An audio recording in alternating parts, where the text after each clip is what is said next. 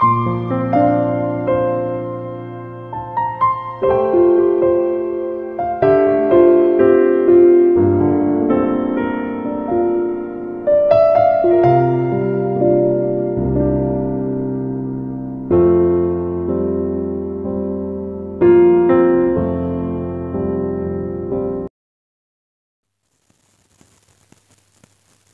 Ibu, saudara-saudari, mari kita menandai diri kita dengan tanda kemenangan Kristus. Dalam nama Bapa dan Putra dan Roh Kudus. Amin.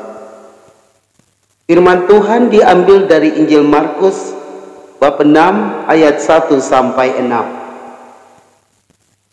Sekali peristiwa, Yesus tiba kembali di tempat asalnya, dan murid-muridnya mengikuti dia. Pada hari Sabat, ia mulai mengajar di rumah ibadat, dan jemaat yang besar takjub ketika mendengar dia, dan mereka berkata, "Dari mana diperolehnya semuanya itu? Hikmat apa pulakah yang diberikan kepadanya? Dan mujizat-mujizat yang demikian bagaimanakah dapat diadakan oleh tangannya? Bukankah ia ini tukang kayu, anak Maria, saudara Yakobus, Yoses, Yudas, dan Simon? Dan bukankah saudara-saudaranya yang perempuan ada bersama kita?" Lalu mereka kecewa dan menolak dia. Maka Yesus berkata kepada mereka, "Seorang nabi dihormati di mana-mana, kecuali di tempat asalnya sendiri, dan di antara kaum keluarganya dan di rumahnya. Ia tidak dapat mengadakan satu mujizat pun di sana, kecuali menyembuhkan beberapa orang sakit dengan meletakkan tangannya atas mereka." Ia merasa heran atas ketidakkepercayaan mereka. Lalu Yesus berjalan keliling dari desa ke desa sambil mengajar. Demikianlah Injil Tuhan.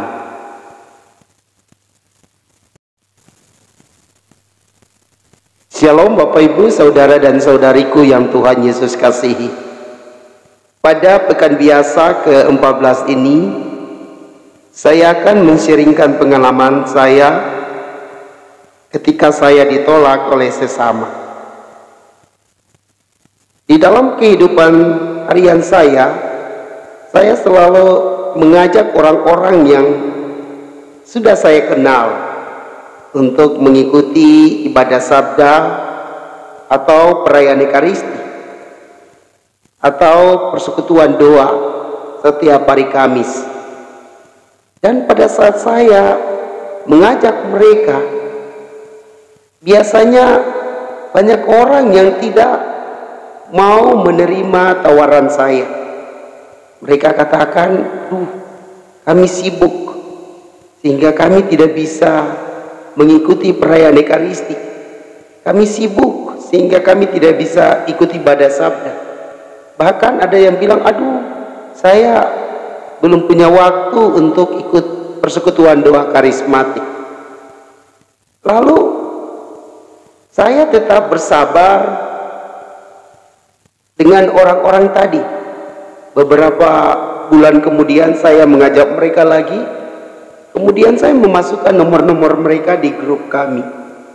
Tetapi orang-orang itu tidak mengikuti juga. Nah, pada saat saya menawarkan demikian dan mereka menolaknya dengan cara halus, sakitnya itu ada di sini.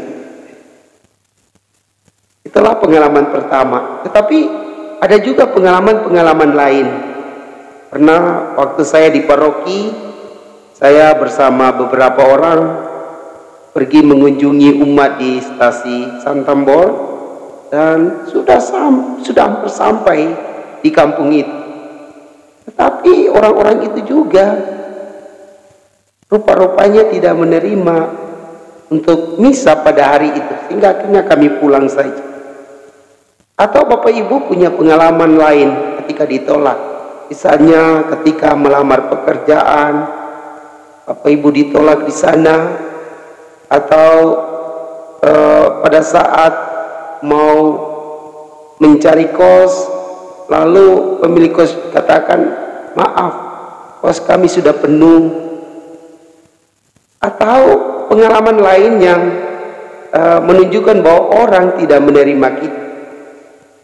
Saat-saat itu pasti Anda dan saya merasa sakitnya di sini. Akan tetapi saya justru berpikir bahwa sesungguhnya penderitaan kita itu tidak sebanding dengan penderitaan Yesus ketika Yesus ditolak di kampung asalnya. Banyak orang-orang di Nazaret itu yang berkata-kata, bukankah dia ini tukang kayu? Bukankah saudara-saudaranya ada di sini? Kata-kata itu sesungguhnya menyakitkan hati Yesus. Tetapi hal yang menarik dalam diri Yesus, yaitu dia menerima semuanya itu. Mungkin dia belajar dari Bunda Maria.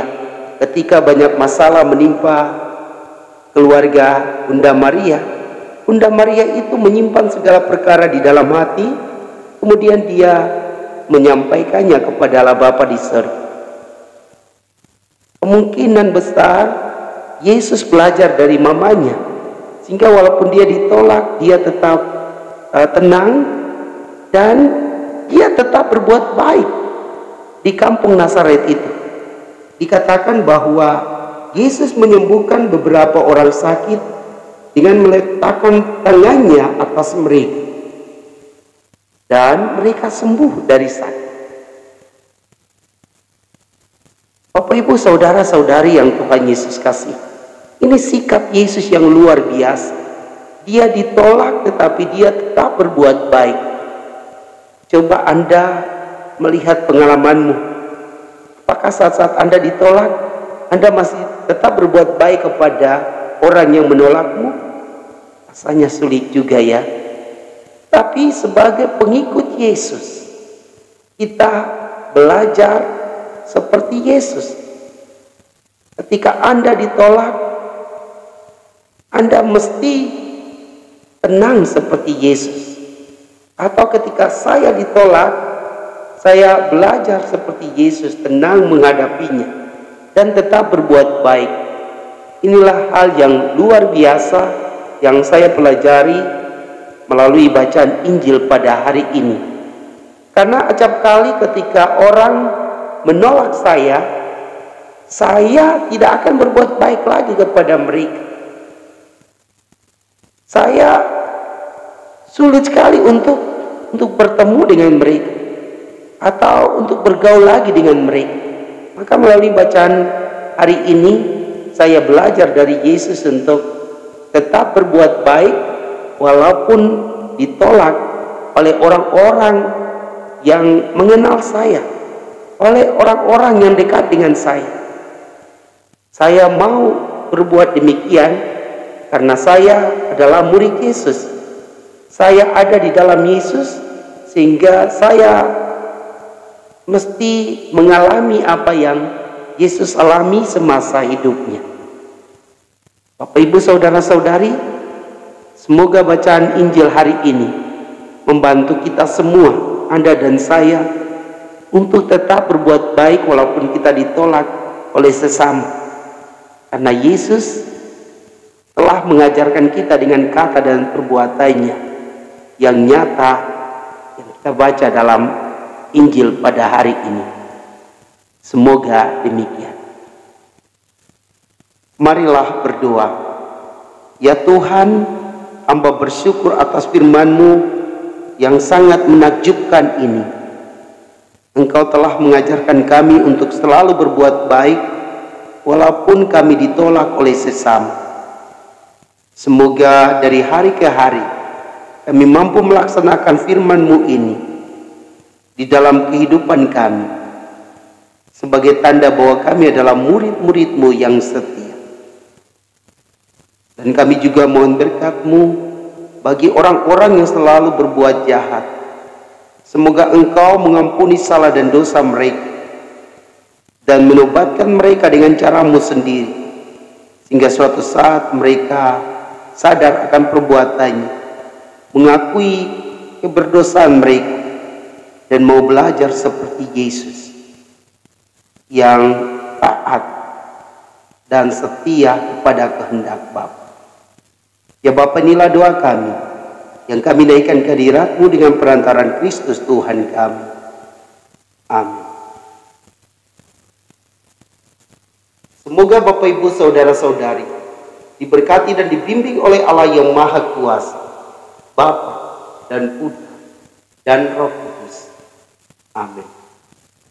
Para pelaksana sabda Allah yang terberkati, silakan subscribe, bunyikan lonceng, like, komen, dan share kepada sesama untuk membantu kami mewartakan kabar gembira kepada sesama.